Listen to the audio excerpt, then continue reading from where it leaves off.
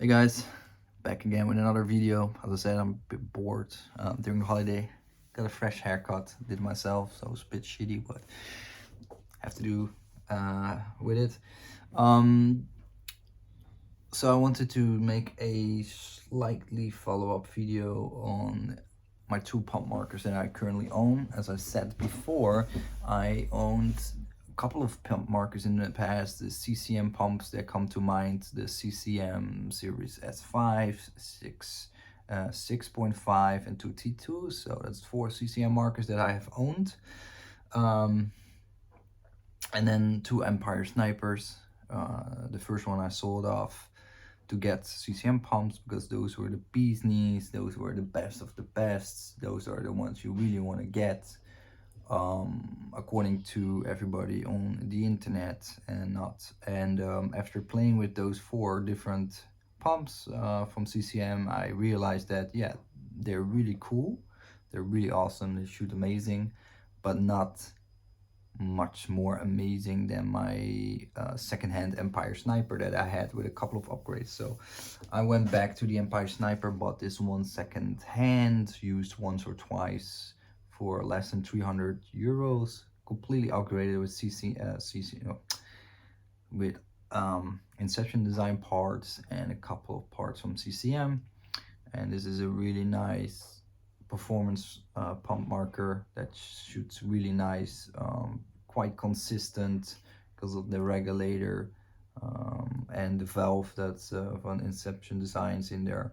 So it's a really nice, pleasant shooting marker, but does require its maintenance, and you have to make sure it's all set correctly, it's tuned well. It's a bit more involved, like same like with the CCM pump. It's not a hands-off marker by no means. You have to make sure the timing is set correctly over time. It will get out of timing for the other trigger and whatnot, then you have to retime it. So there's some stuff that you always have to do with a pump marker anyway. But I do feel with pump markers that has tighter tolerances like the CCMs, etc., it's more important so to do so, because debris, dirty stuff that gets, for example, in the hammer area, that can mess up the FPS, or weird drops in FPS, and all kinds of weird shady stuff happening. So you have to keep an eye on that and maintenance your pump marker on a frequent basis to make them keep working as the highest level as they intend to be. And this one is complete the opposite side of it. So yes, you still have to maintenance it, otherwise it doesn't work, but at the same time it is the bottom of the barrel. But it doesn't mean it's trash. It's actually pretty darn good, in my personal opinion. I'm actually really impressed with the Azodin KP3, and I keep saying that. It's just the overall package, it's just the tolerances or the sloppiness or the lack thereof, and the ease of the material, the construction, and the completeness of the construction, and overall usability of it. I really think it's really hard to beat this value with any pump marker out there. Yeah, I keep saying it's a very basic operational marker. It's I mean, it's not the most consistent one in terms of FPS on FPS over chrono. It's not the best out there in terms of the tolerances, etc., and all these good stuff. Hey, what's up, bro?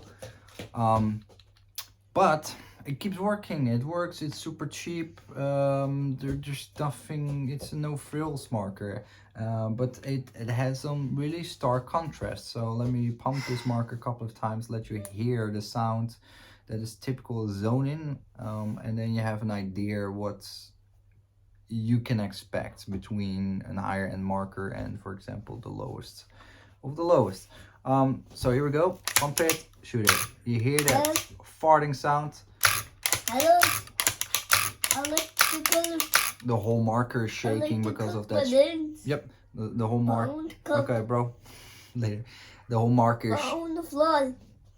Okay, bro, later. Okay, it's not funny. I want to go. Okay, you want to see? Okay, the whole marker is basically shaking and it vibrates and it's alive and doing stuff. Whereas this one, it's very tight tolerances. The spring is hitting the hammer with the same strength, with the same exact movement, etc. It doesn't slop around, it doesn't bounce around. You feel that through also the vibration throughout the marker. It's not as pronounced, and it's not as comical as with this marker, the Azodin KP3, where it's a very stark contrast in what is going on inside of the marker, and it's doing a lot more stuff, and it's a lot more, not organic, but it feels a lot more all over the place, and that makes this marker actually my preferred feeling. It's a very loosey playstyle type of marker. It's really nice. It feels kind of natural to move and go with the flow. But it does mean that it's not the most on paper it's not the best performing marker, but in practice when you're on the field and you do racquetball, I would choose the KP3, I think, as my main pick in a lot of the cases, because it's so easy to maintain, it's so easy to use, it's easy to let other people play with it without me getting worried that they will fuck something up or break something, or mess something up that is detrimental to the marker. Because as I said, this is a 230 euro budget pump that I bought secondhand, and you can find them all day long for cheaper. Especially in the US, you can find them for 150, 200 bucks all day long. They're mass produced, so there's no shortage on parts either. Whereas this Empire Sniper is no longer being produced, so good luck finding some of the replacement parts that are original. No issue with all the Inception design parts, but at some point maybe Inception Designs just well, they actually stopped making a lot of these products already. Like for example, the Mamba trigger, they don't produce anymore for the last 5 years or something. 4 or 5 years they didn't make the trigger sets anymore, so I had to source it secondhand somewhere. No, new, but somewhere else. It cost me some time and digging. You have none of those issues with the Azodin KP3, because it's, I mean, everything in the Azodin KPC Plus, which is the current offering on the current marker, which is actually, in my opinion, a worse version of the KP3. It's a step backwards, in my personal opinion. They probably did it for cost saving on the materials, but I do think it's a step back. I really prefer the KP3. I like the KP3 pump handle a lot more. Actually, I really like this pump handle. It's just big, beefy, chunky, very comfortable. I really hated the pump handle on the original Empire Sniper, that really small skeletonized pump handle. Really uncomfortable to hold, tons of issues with the Delrin swelling and stuff like that. Really crappy design. And now with the KPC Plus, or the KPC from Azodin, they went all the way back to the old KPs that had the same pump handle, and I don't like that pump handle. It's small, it's skinny, it looks ugly, and it just doesn't play that nice. The auto trigger on the KPC Plus is super fat and puffy, and this is just the same like a CCM, very nice, small auto trigger. Yeah, I forgot the name of it. Sorry, my son is messing my train thought up. But yeah, this bar here, it's just way more classy and nicer looking than on the Azodin. It's just a very chunky, ridiculous, big, ugly auto trigger bar. And in general, yeah, it's just, I honestly, I don't like the on-off ASA as well. On the KP3, it's just like Magdas and the older Egos and whatnot from Planet Eclipse, just here.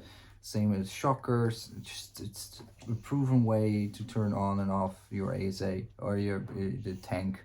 And what they did with the KP3 and the KP3 Plus, they moved that on-off button to the side of the ASA, which is ugly as sin. I don't know why they did it. Probably because there was a cheaper way to make the ASA.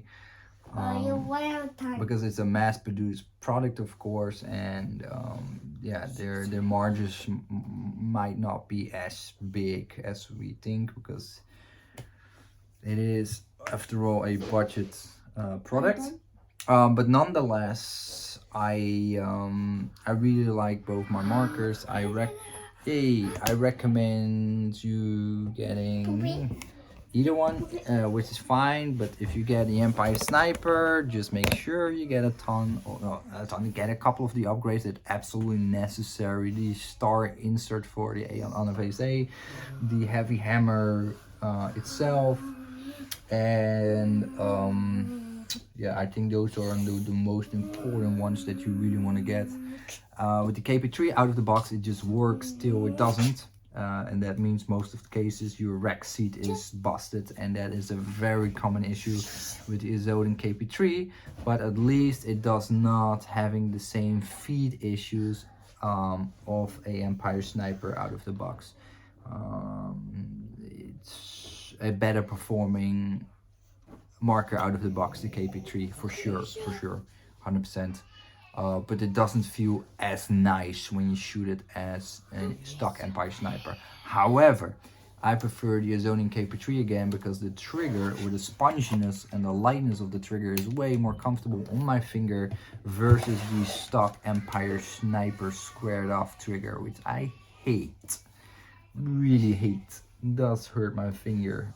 So I was happy to replace that with the Mamba trigger from Inception Designs. Way better, way more comfy on the finger. But yeah, the downside as well, is a big downside, is with upgrading a palm hand marker with aftermarket products or parts.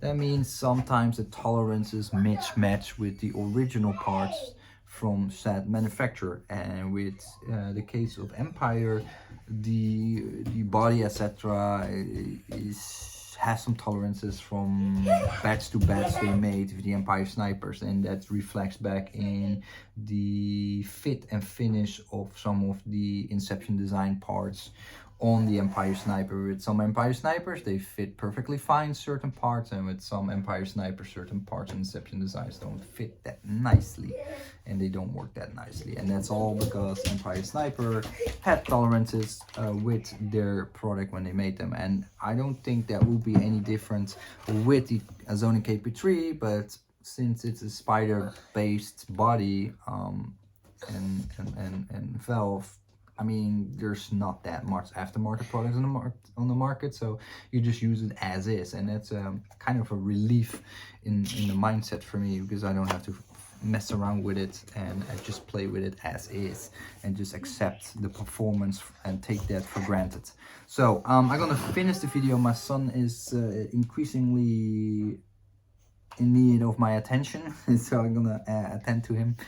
Thank you for watching. See you next time. See you next time. Bye bye. Bye bye.